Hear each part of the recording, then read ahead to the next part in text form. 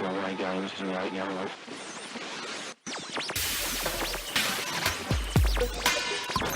Broadcasting live to the world now, it's Sheila Zielinski. Hello, listeners around the globe, and welcome. I am your host, Sheila Zielinski, and you are listening to the very first edition of my new show in 2015, the premier flagship episode. I'm very glad you are tuned in. Today is Monday, January 12th. My guests really need no introduction. Tom Horn and Steve Quayle, welcome to the program today, gentlemen. It's great to have you back on together. Great to be on with you, Sheila, and great to be back with my buddy Steve again. Thank you, Sheila. And again, tonight I think is an important time because the events that Tom Horn and Chris Putnam spoke about, wrote about, got the world's attention about are now in play. I think it's interesting that the Green Revolution is now basically manifesting itself as the pale horse of the four horsemen of the apocalypse.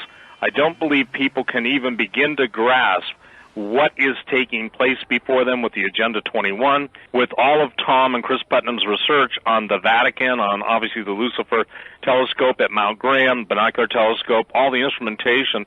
We're being prepared for the announcement, and we've often thought of disclosure as coming from the scientific community or even the military, some kind of war in space filtering through, and they have to tell us. But a more insidious thing, I believe, is going to take place.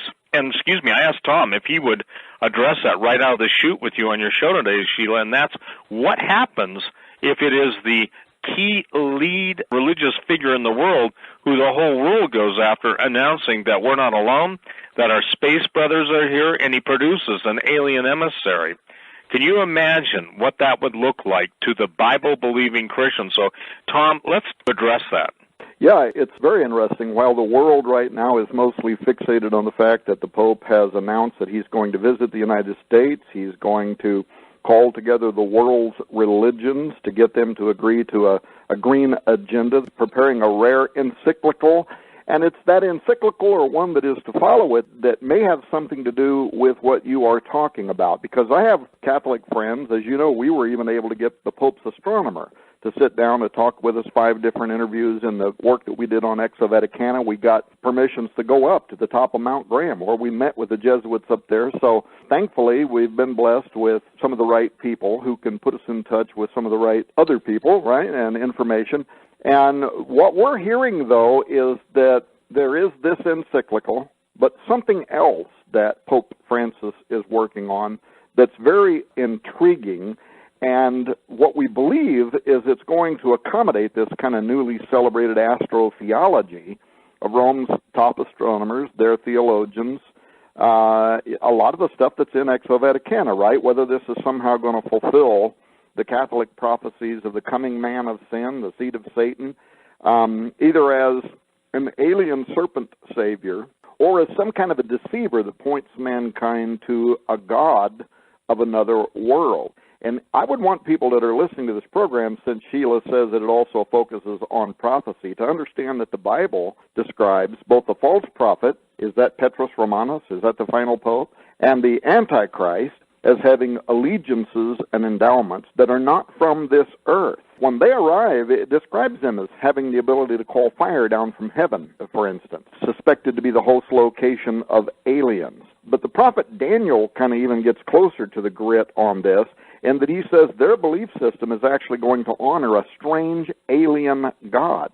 So if you read Daniel, the 11th chapter, especially the 38th and 39th verses, he says that the Antichrist, he says, in his estate, he's going to honor the God of forces, and a God whom his fathers knew not shall he honor. And then it says, with pleasant things he will do in the most strongholds with a strange God, whom he shall acknowledge and increase with glory. Well, when you dissect that verse in the Hebrew, and this is good exegesis, I mean, this can be fact-checked with any of the greatest scholars.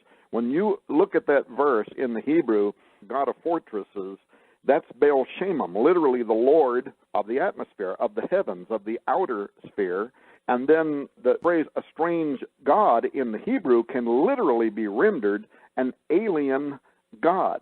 So our trip up there to Mount Graham, we ask a lot of questions around that. And it was interesting how we were pointed back to another Jesuit. Many people may understand that Pope Francis is the first Jesuit pope in history, but another famous Jesuit by the name of Malachi Martin. He was an insider of insiders, and he had a lot to say about what was happening on top of Mount Graham and what was happening in the Vatican, and his warnings, by the way, about what might happen if a Jesuit ever seized control of the Vatican. He wrote a book called The Jesuits, The Society of Jesus and the Betrayal of the Roman Catholic Church, and even though as a Jesuit, he had hoped that the things in that book wouldn't happen, exactly what he has predicted has happened, and actually is happening with these recent announcements from the Vatican, in that he said that there was a secret war between the Jesuits and the other priests to take control of the Roman Catholic Church and the Vatican in particular. Just recently, the New York Times published an article in which they said that heads were set to roll in Rome. Priests there are quietly speaking of 7 secret Jesuits who are working as spies for Petrus Romanus, and they want to use the power of Rome and the Vatican for reasons that are not yet clear to them. So is this setting up towards what you're implying, Steve, or is this encyclical? Are the people, the powers that be, being placed into the right positions there in the Vatican to support some kind of extraterrestrial theology? Well, Malachi said that the Jesuits would use the Vatican because it's not like any other Christian denomination. It's got 90 ambassadors parked there on any day at the Vatican City. It's got political relationships with most of the nations of the world. And Malachi said that's why the Jesuits wanted to seize control of the Vatican, so that they could use it as a machine, he said, that would give assistance to the rise of the New World Order. And he very specifically said they would use it to do the things that Pope Francis is doing now, a New World Order based on socialism, Marxism, and that they would work in tandem ultimately with the rise of the Antichrist for the implementation of the objectives of the Antichrist. But the second thing that he talked about is more to your point. So, if Malachi was absolutely correct in his predictions in his book, The Society of Jesus and the Betrayal of the Roman Catholic Church, you have to ask if he was also correct when he talked specifically about what was going on the top of that mountain, Mount Graham, in Arizona. It's about an hour away from Tucson, where the Vatican has an advanced telescope, and there's an observatory group that literally forced their way onto the top of that mountain. We tell the whole story about that in the book,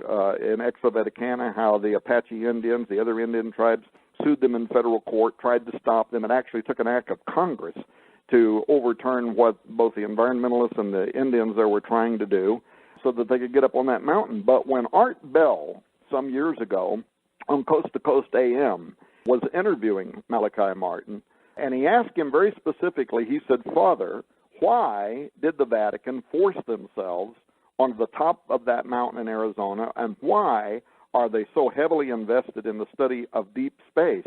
And you will recall his answer at the time ignited a firestorm, because he said they are on the top of that mountain because at the highest levels of Vatican governance and geopolitics, they know what is approaching the earth and that it will be of the utmost importance in coming years. And he even put a decade timeline on his prediction. And what's astonishing then is if you look a decade later, actually almost to the date a decade later, in 2009, what happens? All of a sudden, the Vatican starts doing something the Vatican's never done before.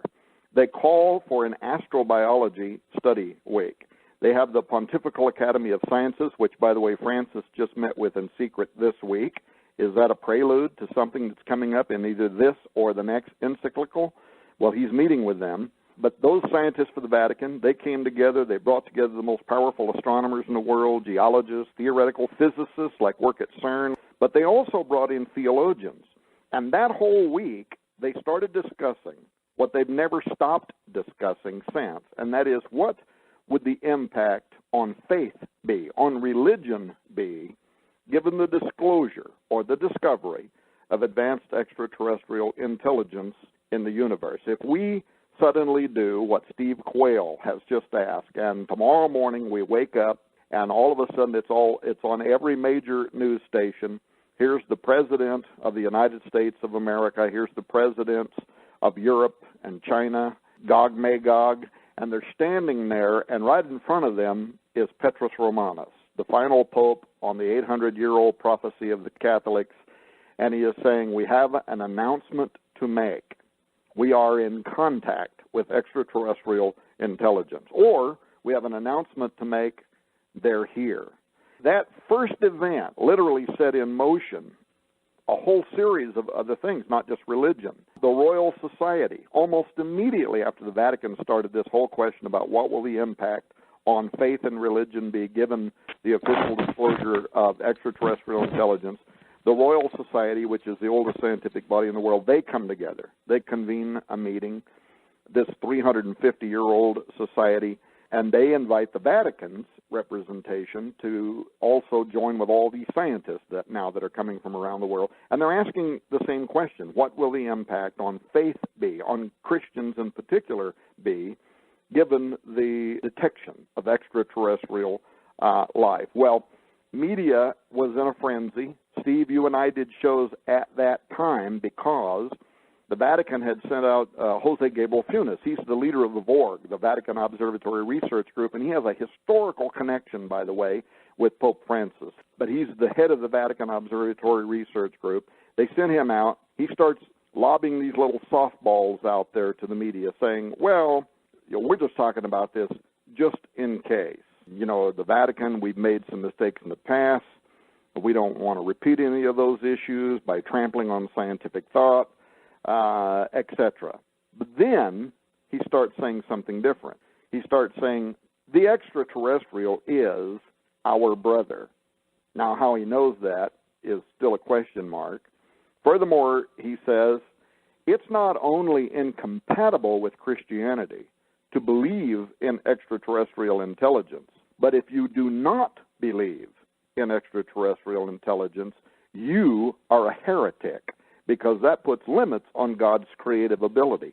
So the whole tone then of Opus Dei level, pontifical university level theology started changing. And now we've had this whole process that we thoroughly document in Exo Vaticana with many of their teachers and the people that are writing theology for the Vatican. And when you see some of the stuff they're writing now, chills go down your spine. But there's some very kind of key statements that have been made. For instance, a person could Google this, where Funes then comes out and he starts saying things that I don't know how it would be possible for them to know. For instance, he says extraterrestrial intelligence disclosure will not challenge the authority of the Roman Catholic Church. Now think about that. You can Google that and read that for yourself, but when you think about what he says, how in the world could you know that? How could you possibly know that the advent of extraterrestrial intelligence visiting the earth would not challenge the Roman Catholic Church unless you've made some kind of Mephistophelian bargain, some Faustian deal with some power that you happen to think is of an extraterrestrial origin? How could you already know that it's not going to challenge the authority of the Roman Catholic Church, right? It's a very mysterious statement. But then maybe he knew something more than he was admitting. Recall that Monsignor Corrado Balducci, who died under very mysterious circumstances, he was the official spokesperson for the Vatican on the subject of UFOs and aliens. He was an exorcist. He was no Johnny-come-lately. He was a theologian. He was a personal friend of the Pope. But just before he died, he went out there on Italian television. He also partook in a documentary that was being made here in the United States. And guess what he was saying? He was saying, not only do aliens exist, they're here now, and the Vatican is aware of it.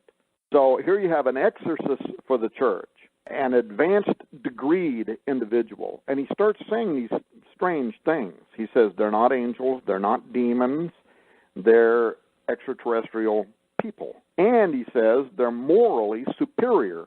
Morally superior. That's why someplace in deep space, there's a sign, I've joked about it, Earth women are easy. All of the sexual, and I'm saying that in a total contempt for that statement, they're morally superior.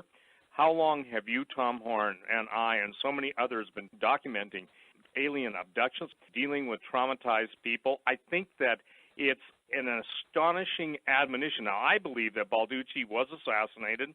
I believe, based on great information, that obviously Father Malachi Martin was.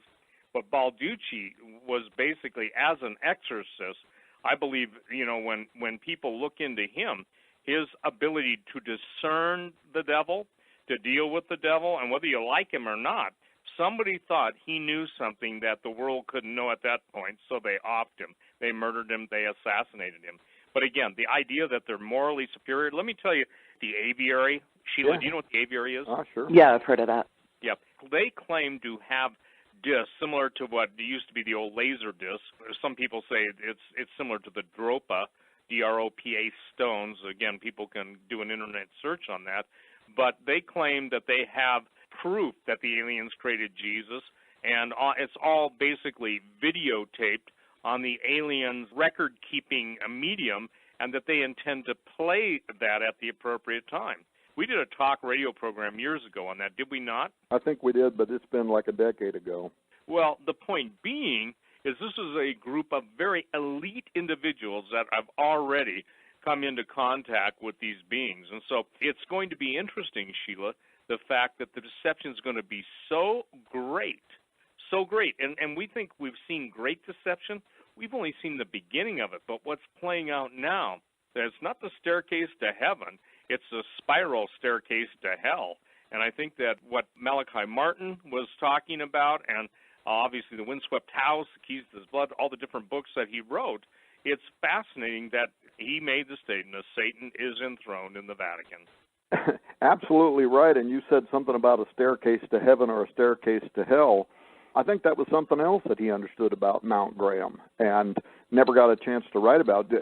Malachi was working on what he said was going to be his most explosive book when all of a sudden somebody pulled his feet out from under him in his own house and he fell down a stairway, went into a coma, and later died. That's something, when he came out of that coma momentarily, he told one of his priest friends that something or somebody had pulled his feet out from under him.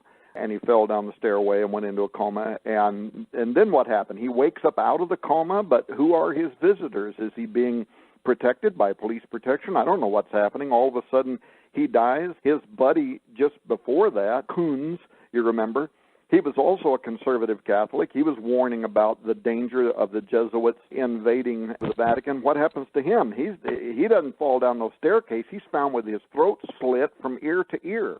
And satanic sacrifices were found not too far from the church that he pastored that were eerily similar to the ones described by Malachi Martin and those satanic rituals in his book. So there was definitely something that was going on there, and the purpose of it was to close the mouth of those men that were warning about who it was that wanted to take over the Vatican and what they intended to do and how they intended to use the Vatican as a vehicle for the emergence of the new world order.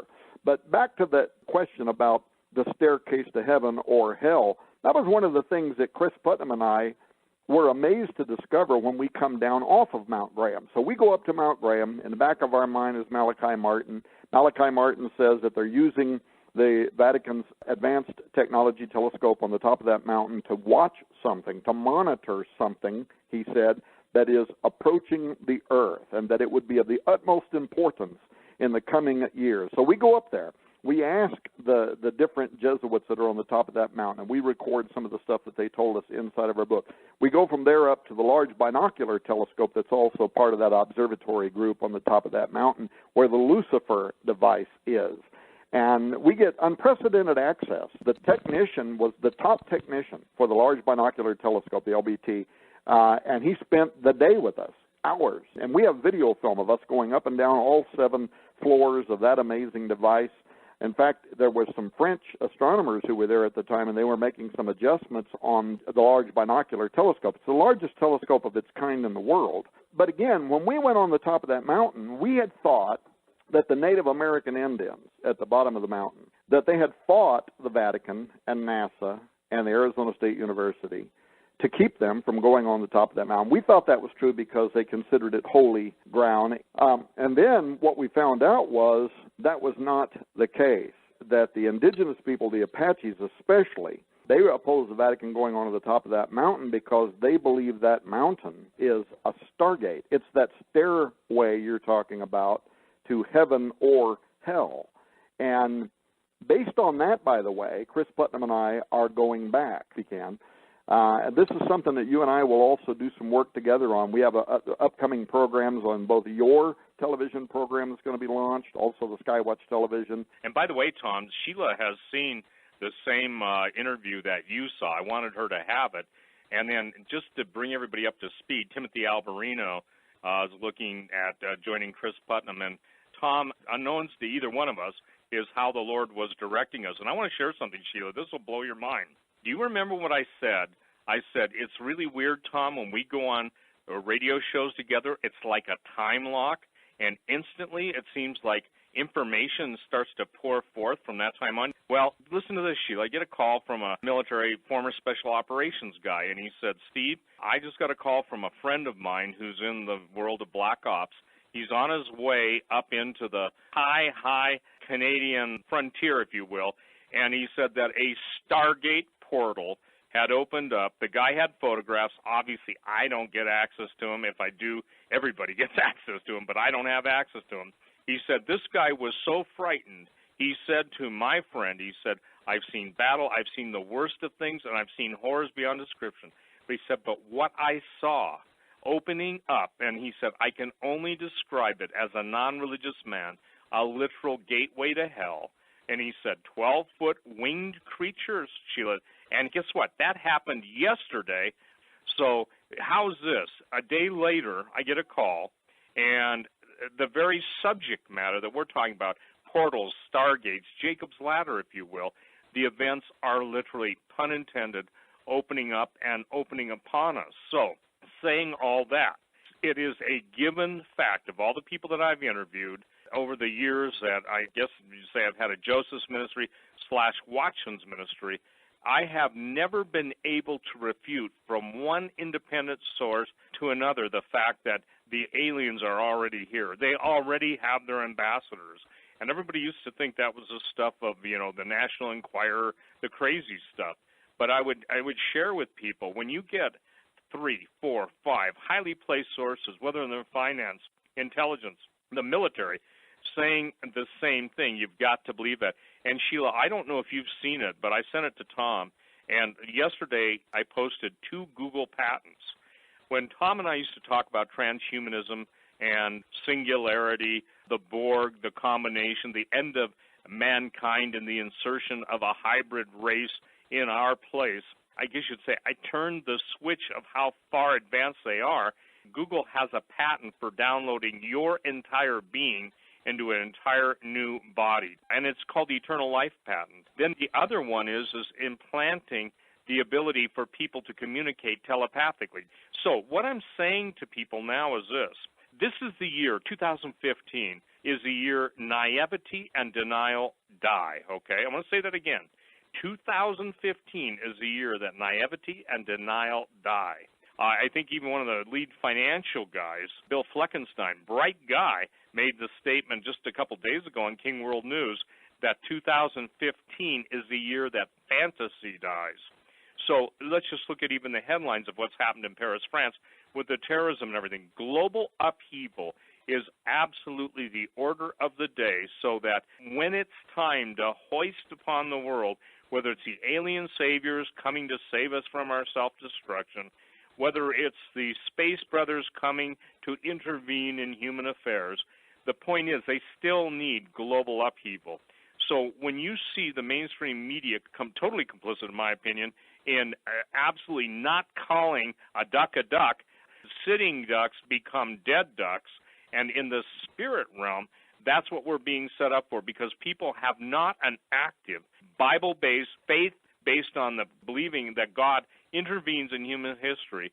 The thing that I've asked Tom, and I don't know, Tom, what your answer was even before we were going to do this show together, but how much of Christendom is going to embrace the alien savior, and especially now, Sheila, that ecumenism is the order of the day, and the Pope is bringing together the Protestants, and charismatic leaders are buying into this faster than it seems like anybody else. So the point is that the stage is set for the man of peace to walk on the stage. To quote the United Nations spokesman, give us a man who will give us peace, and be he God or be he the devil, we'll worship him. So the point is that the whole world wonders after the beast. And what Tom Horn and I are giving you, and remember, everyone, before you dismiss that stuff, when we warned about singularity, when we warned about the attempt at eternal life apart from God, we warned that men wanted to be God more than anything else to control their destiny. We've been warning for two and a half decades in all the books we've written. But I think between us, we're up to, not what we've published of other people, but between us, we're up to about 25 different things that we've written. And Sheila, I think that's a testimony to the grace of God, giving in the mouth of 2 or 3 witnesses, let every word be established. When I want to say this for your show, because I think it's imperative. Tom never tells me what he's doing until he's way into the midst of it and almost finished, nor do I, nor do we bounce off ideas. Hey, Tom, what do you think about this? Hey, Steve, what do you think about this? It has been such a marvelous blessing to trust in the Lord with all of our heart, not leaning unto our own understanding. But, you know, it's funny because all of our naysayers, critics, scoundrels at large, and we'll throw in the jackals and hyenas, they can attack the messenger, but they can't deny it's now playing out, just like we warned 25 years ago. Well, and what's really interesting, Steve, is that also while you guys are doing your work, I just finished a book called The Green Gospel, The New World Religion. And I mean, look at the fact that the Pope is going to be issuing a very lengthy climate change.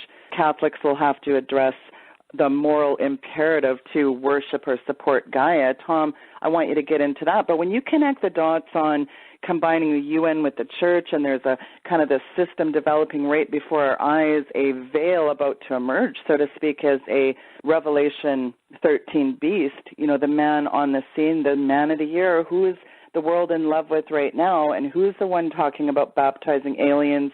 It really seems that what we're talking about here is not only the Vatican's astonishing plan for the arrival of an alien god, but so they can ease us into a case where those are the ones that we came from, whether it is these cryptid hybrid beings, aliens, demons. We're already, Steve, as you just talked about stargates, we're seeing them opening all around the world. There's dimensions, gateways, portals. When you see all this culmination of prophecies coming together, and then you think about Father Malachi Martin warning that the Vatican would be secretly establishing a political world economic plan, it's a culmination of everything coming together, is it not, Tom? Absolutely is. And, you know, you watch that remake of the film The Day the Earth Stood Still, and the aliens are coming. Why? Because of our environmental damages, what the Pope is calling human ecology, and others are calling human ecology, the greening of the planet.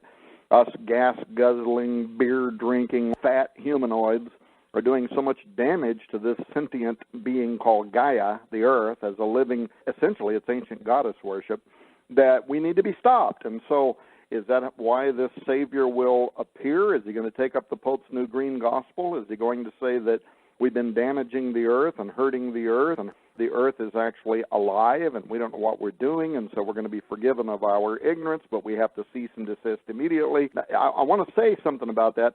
I want to quickly say a final point about the last thing we were talking about, though, Steve's Stairway to Heaven or Hell.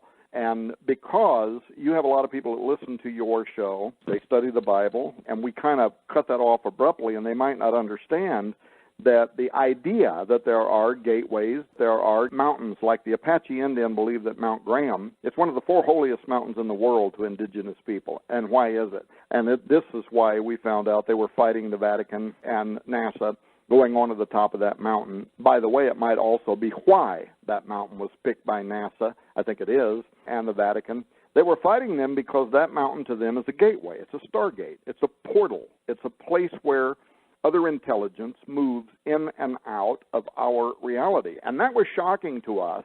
And so right now we have film crews. We've got people doing interviews. Chris Putnam and I are going to produce the 3rd in the trilogy. There's Petrus Romanus. The second one was Ex Vaticana. The 3rd in the trilogy, the title of the book is called On the Path of the Immortals. But what that book is really about is us documenting the portals, the gateways. There's 72 of them on the earth.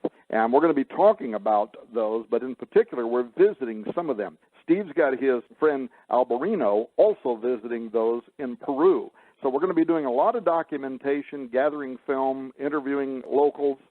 that are providing, some are already providing video to us. I think I've got something now like 12 hours of video that's been collected by people that happen to live down below Mount Graham. And these are Indians. They live on the tribal communities there. And they've got cameras fixed on that mountain, and you'll be astonished at some of the stuff that they have caught. I mean, you can only think of it as like sprites, something that suddenly just moves across the mountain, then disappears again, and you'll find out why it's sacred to them. But for Bible students, I would want them to know that this is something that is supported in the Bible. The idea that you could have geographic locations where dimensional doorways can open and close is something that is biblical.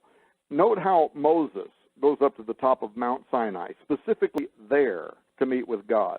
Note when Jesus returns, the Bible says his feet will touch the top of the Mount of Olives, and it's from there that he will descend down onto the planet. Note in the apocryphal book of Enoch, which is still in some versions of the Bible, that in the days of Jared, Noah's great-grandfather, these 200 powerful angels known as the Watchers, they come down onto the top of Mount Hermon, and from Mount Hermon they walk down into the Valley of the Plains, and the language around that mountain from that day and forward is called the forbidden place. That's what the meaning is.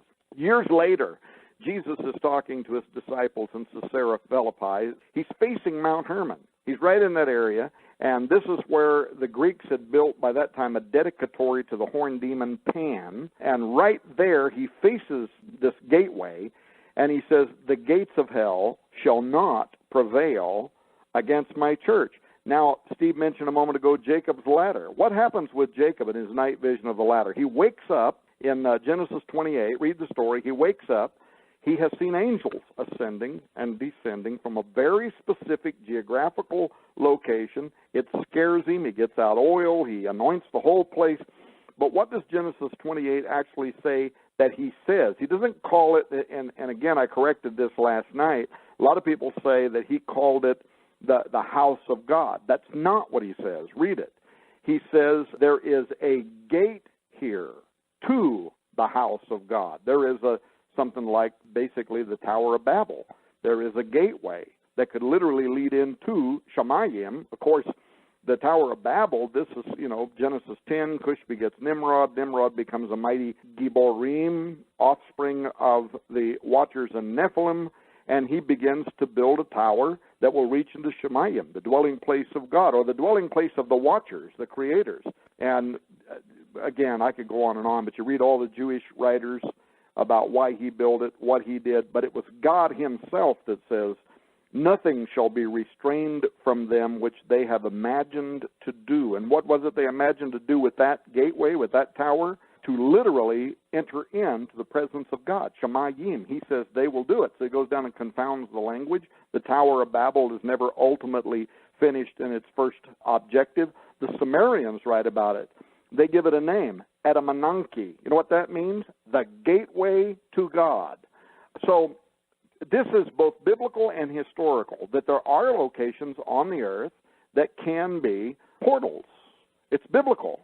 And not only is it biblical, of course, as Isaiah says in the end times, that God is going to give a command, open the gates, the gateways, ye rulers, those who are guarding these gateways. He orders them, open the gateways. And what does it say happened? Giants, satyrs, transgenic beings that are awaiting behind these gates, they come forward to fulfill the wrath of God during a terrible time of tribulation upon the face of the earth. Now, remind me, Sheila, what you wanted me to say about the Pope and the greening of society. I just wanted to make sure that your listeners who are listening to this that might have heard some of the, the first part of this program, and we're talking about gateways and portals, and they're strict Bible students, I wanted them to understand that this is something that very much does fit with the Bible, and also not just its revelations, but prophetic future events. One of the roadmaps that the conclave's been following is there's going to be 3 sort of significant indicators, issuing some kind of a climate change initiative, calling together a summit of all the world's major religions, announcing this worshiping Gaia mantra or dictum, bowing down to environmentalism, essentially combining the UN with the church. Now, that is a system that's really developing right before our eyes. And again, we're talking about the beast of Revelation 13. The world really is in love with whatever Pope Francis says. I find that so fascinating. Fascinating and scary. So I think a connection can be made between Agenda 21 and this upcoming papal encyclical, but also his presentation before the United Nations. If people don't know what Agenda 21 is, they can just Google and read about it. Basically, it's a UN-sponsored program, but it has some scary power. It would give power to the United Nations to effectively force local governments to comply with sustainability ideas. So in other words, the government, they could curtail your freedom to move about, to travel, monitor how much gas you use in your car, or if you even can own a car, whether you could live in the suburbs. Can you raise your own gardens? Can you live off-grid? Not likely. And as a matter of fact, Agenda 21 objectives would limit even if you could raise a family. It'd be very much like the China program. How many kids can you have? It would eliminate private property rights. Basically, it would become eminent domain on steroids. It would say the government has a need and a right to ultimately have control over all of your properties. So you couldn't own private property anymore. In that sense, it's also Marxist. It's also socialist, as this Pope is pushing. And in his encyclical, we haven't read it yet, but he's going to give it in front of the United Nations. It's definitely going to use religious language, we already know that, to talk about moral imperatives, but it's going to address so-called climate change.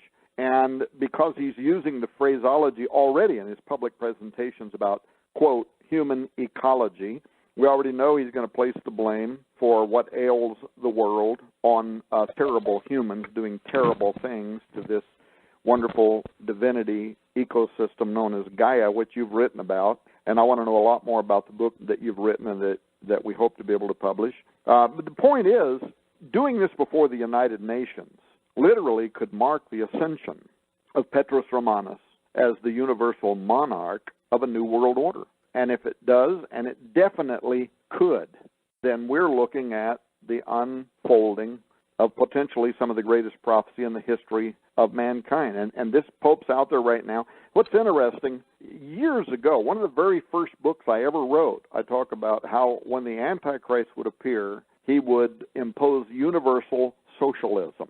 The other day I was trying to remember why 30 years ago would I have said that? What was in my mind at the time that would have made me believe that the final world order, the Antichrist, the false prophet, would be champions of universal socialism? And I think it's because socialism tends to take away from the individual their own power.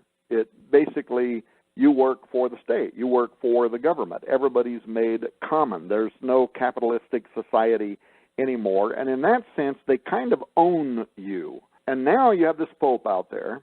He's already arguing for a radical new financial economic system that combines socialism with divine ecosystem environmentalism. So you have a brand new gospel that is coming out. It's anti-capitalistic. Most of the people that are alive today don't know enough about prophecy or the Bible, or for that matter, even American history, to understand why this is both astonishing and scary, that you have the president of the most powerful nation on earth who is repudiating what most of the people who fought in the great wars and died to preserve were fighting for. And next to him, next to this political authority, you have the world's greatest religious authority championing the same thing.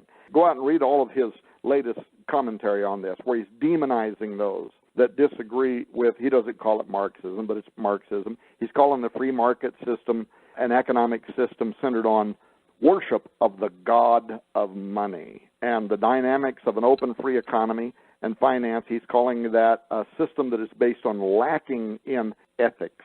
So if you believe in free market capitalism, which I certainly do, well, then you are possessed by demons. You're possessed by the demons of mammon.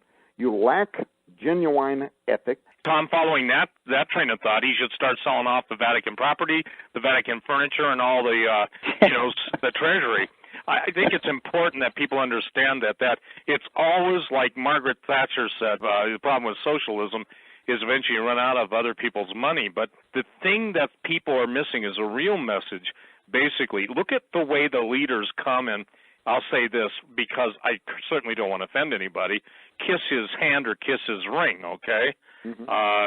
I'm just saying this is when he goes into the United Nations, that will be the symbolic gesture of addressing the whole, quote, body politic of the world, and he will basically be presenting himself as universal monarch of the one world government. Because, remember, this is the same Pope who made the statement, there is no such thing as personal salvation in Jesus Christ. Do you remember that? Yeah. When you wrote Blood on the Altar, obviously I contributed and other authors contributed to it, but I don't think people understand that this is where we're at now. Because in the Pope's embracing the poor, he's denigrating what I would call the Bible believers, even with his own church, the Roman Catholic Church. He's infuriating a lot of traditional Catholics, saying that when Jesus said there's never been a time like the one that's coming, nor would be again, and if those days weren't shortened, there'd be no flesh left alive. It's amazing to me that we're watching, Tom, not only this play out in real life, but the point that is so exemplary to me, the thing that sticks out, when you talked about the Vatican and when you talked about what they were looking for, will you address, I think it's important for people to understand the brightest minds coming out of the Jesuits' teachings and everything else, they are looking for a bat-winged creature, are they not? When you said that, not much can knock me back and sit back in my chair, or actually maybe knock me out of my chair. That came about as close as anybody, because you are the only one, and bless God for giving that revelation, that ever took the time to go and ask them what they believe. And now I want to make it clear to all the listeners of Sheila's show today, it's not what Tom Horn is saying he believes, it's what Tom Horn was told by the Jesuits. Would you just touch on that briefly? Because that's one of the most astonishing things when I look back at 2014 and one of the shows we did then, that simply blows my mind. The bottom line is this. The Vatican is the biggest duck in the puddle with upcoming responsibility for controlling the flow of disclosure information. It's going to include who they are, what they look like, what they expect. And the Vatican's not alone. Among the academia, you said they kiss his ring a moment ago. And here's something else that's interesting. Those astronomers that are working to pinpoint the alien home bases, I think they first reported 2, then they said 8 that are in the Goldilocks. What are they doing? By putting that information out there, they are readying us for the idea that there are other people. They live on other planets, and we're going to be in contact with them before long. We're looking for them. We're working hard to put ourselves in connection with them. Now, look at us. Going into 2015, and the Pope is going to give an announcement. He's going to present an encyclical. He's calling all of the great religions of the world to come under one religious banner based on obeisance to Gaia. Do you think we're living in prophetic times? And as everybody yields to Rome, whether it's the evangelicals, the Protestant, the statements of Reformation's over, they're going to accept this religious figure, and when they accept that religious figure, they open up the doors to so much supernatural evil. The word church in the New Testament Greek is ecclesia. That means the called out ones. And it's becoming more and more apparent that as the enemy is gathering his end-time army unto himself, God is going to raise up different men, different women, different people of God who are going to basically be the power of God to break this attack that's coming upon the people. You know, should people fear? Absolutely not. Should they praise God? Absolutely. The testimony of Jesus is a spirit of prophecy. A lot of stuff has to happen. When we were talking about transgenic DNA manipulation, that's why if you take the mark of the beast, well, I'll tell you what, it has to be something that damns you to hell, and you have to take it willingly. And so just as Tom said, Nimrod began to become a Gibarim, that's another word for giant. In other words, his nature changed. Well, I don't know what he was wearing. I don't know what he was snorting. I don't know what he was eating. Oh, yes, I do, people. He changed. And with that came about the total war against God. The one thing the transhumanists, they're given the same promise, ye shall not die. And I'm telling you this, I'll send you, Sheila, as I find them. But I'm telling you, the depth of the patents for everything Tom Horn has warned about in his books and I've warned about in my books is here. Jesus coming from aliens. Isn't that incredible? We will want to be keeping our eyes on the Pope, won't we? Tom and Steve, thank you tonight for coming on. Folks, go to weekend@vigilante.com for Tom and Steve's websites and tune into my show right here on WWCR every weekday from 6 to 7 Eastern Time. Thanks for tuning in tonight. Good night and God bless.